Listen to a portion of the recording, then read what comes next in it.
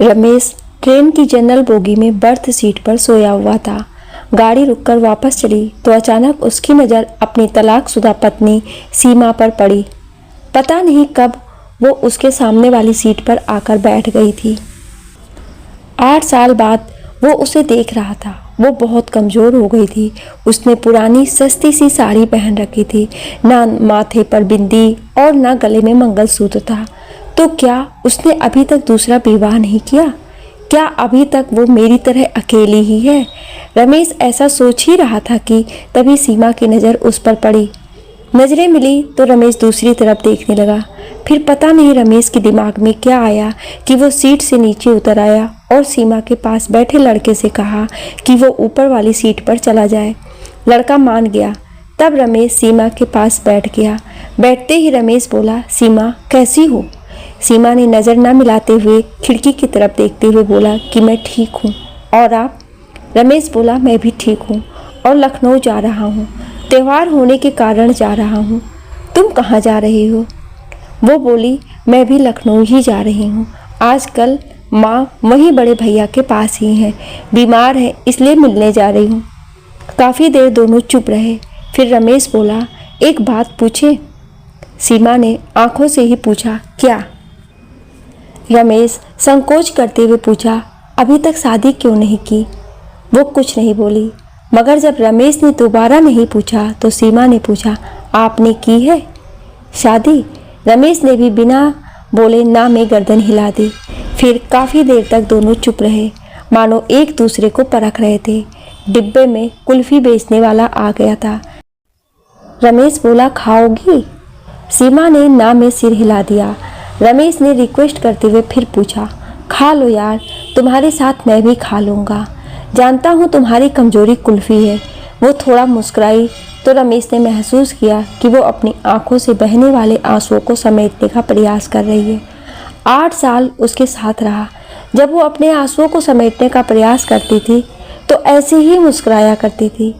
रमेश दूसरी तरफ देखने लगा तो सीमा चुपके से अपने आंसुओं को पोंछने लगी।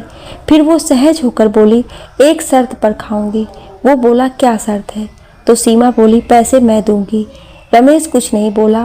फिर सीमा ने 2 कुल्फियाँ खरीद ली और एक कुल्फ़ी रमेश को देते हुए बोली, अब मैं भी कमाने लगी हूँ। एक प्राइवेट स्कूल में पढ़ाती हूँ। महीने के 15,000 मिलते हैं। कुल्फ़ी खाते हुए रमेश बोला, तलाक के समय कोर्ट के आदेश पर मैं तुम्हें 35 लाख रुपए दे तो रहा था। अगर ले लेती तो अपना स्कूल खोल लेती। जबकि तुम बहुत स्वाभिमानी हो। इस ज़माने में पैसे के बिना कुछ नहीं होता।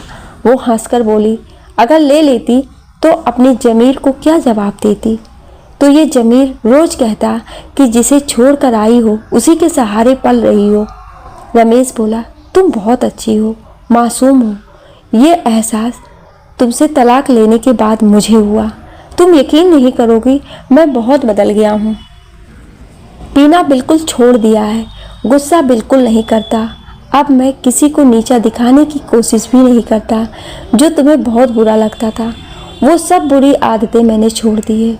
वो उदास होकर बोली, अब क्या फ़ायदा? जब मैं मना किया करती थी तब आप मेरी एक भी बात नहीं सुनते थे। आपके कारण मैं हमेशा टेंशन में रहती थी। इसी कारण मुझे 2 बार गर्भपात भी हुआ, वरना आज मेरे भी 2 बच्चे होते। एक 10 साल का हो गया होता और दूसरा 8 साल का होता। कहकर वो रो पड़ी। बच्चों की बात पता चली तो रमेश की भी आंखों में आंसू आ गए। लेकिन वो पुरुष था तो आंसुओं को पलकों तक पहुंचने से पहले ही पी गया और बोला, कभी कभी लगता है मैं बहुत बुरा आदमी हूँ। मैंने कभी रिश्तों की कदर नहीं की। उसी की सज़ा झेल रहा हूँ। आज बिल्कुल अकेला हो गया हूँ। अब माँ भी नहीं रही। माँ के ना होने पर सीमा को बड़ा दुख हुआ और बोली, माँ को भली चंगी छोड़कर आई थी, उनको क्या हो गया था? इस बार रमेश भावुकता बस अपने आंसुओं को नहीं रोक पाया और बोला था, तुम्हें हर दिन याद करती थी, बोलती थी बहू को वापस घर ले आओ। मैं तुम्हें कैसे समझाता कि तलाक के बाद बहुएं वापस घर नहीं आती। फिर दोनों के बीच चुप्पी छा गई। लखनऊ आ गया था, स्टेशन आने वाला था। रमेश बोला, वापस कब जाओगी? सीमा बोली, आज रात यहीं रुकूंगी, कल की सुबह की ट्रेन से वापस चली जाऊंगी। फिर वहीं खड़ी हो गई। रमेश भी खड़ा हो गया और पूछा, कितने बजे वाली ट्रेन से वापस जाओगी? सीमा बोली, हम गरीब लोग हैं, रिजर्वेशन नहीं करा पाते हैं, जनरल डिब्बे में सफ़र करते हैं, इसलिए जो भी ट्रेन मिलती है टिकट लेकर चढ़ जाते हैं। इतना कहकर वो नीचे उतर गई। रमेश अपना सूटकेस संभालता हुआ उसके पीछे लपका और बोला, अगर मैं रिजर्वेशन की 2 टिकटें कर लूँ तो? मुझे पता है कि तुम मेरे साथ नहीं चलोगी, लेकिन मैं तुम्हारे साथ सफ़र करना चाहता हूँ। जनरल में ही चल दूँगा। बताओ कितने बजे यहाँ मिलोगी? सीमा ऑटो में बैठती हुई बोली, 9 बजे यहाँ मिलूंगी। फिर उसके देखते देखते ऑटो आंखों से ओझल हो गया। रमेश लखनऊ 2 दिन के लिए आया था, मगर सीमा का साथ पाने के लिए उसने अपना शेड्यूल बदल लिया।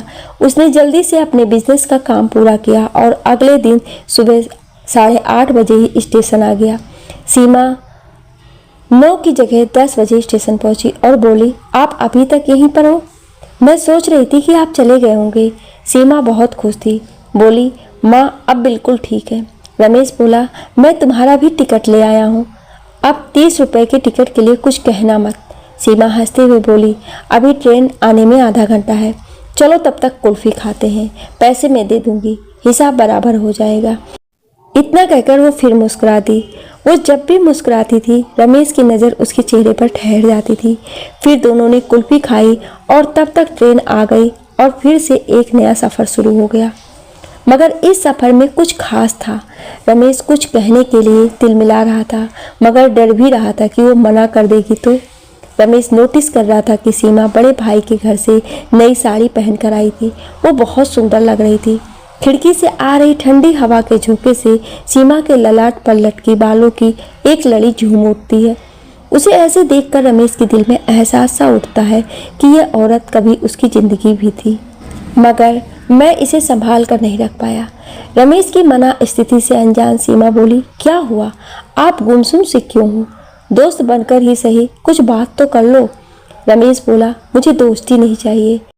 सीमा को झटका सा लगा, बोली, फिर क्यों मेरे साथ सफ़र करने के लिए उतावले थे आप? रमेश बोला, मुझे तू चाहिए, हमेशा के लिए, जन्मों जन्मों के लिए, मेरे साथ हंसने के लिए, मेरे साथ रोने के लिए।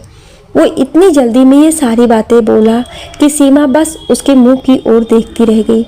वो आगे बोला, मैं गलत था, तुम्हारी कदर नहीं कर पाया, मगर तुम्हारे जाने के बाद मुझे मेरी गलतियों का एहसास हो गया है, मुझे माफ़ कर दो। कहकर वो रो पड़ा। सीमा चुप हो गई, बस उसके चेहरे की तरफ देखे जा रही थी। रमेश उसके दोनों हाथ पकड़कर बोला, मुझे माफ़ कर दे यार, मैं वादा करता हूँ अब कभी भी तुम्हारे आंसू की वजह नहीं बनूंगा।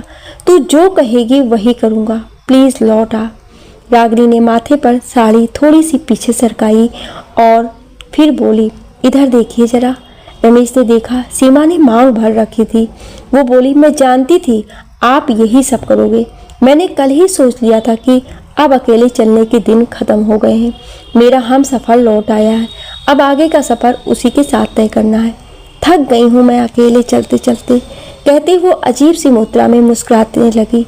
रमेश बोला, मैं जानता हूँ जब तेरा दिल रोने का होता है तब तू ऐसे ही मुस्कुराती है। मत रोक इन आंसुओं को, इन्हें बह जाने दो, दिल हल्का हो जाएगा। इतना सुनते ही सीमा का संयम जवाब दे गया।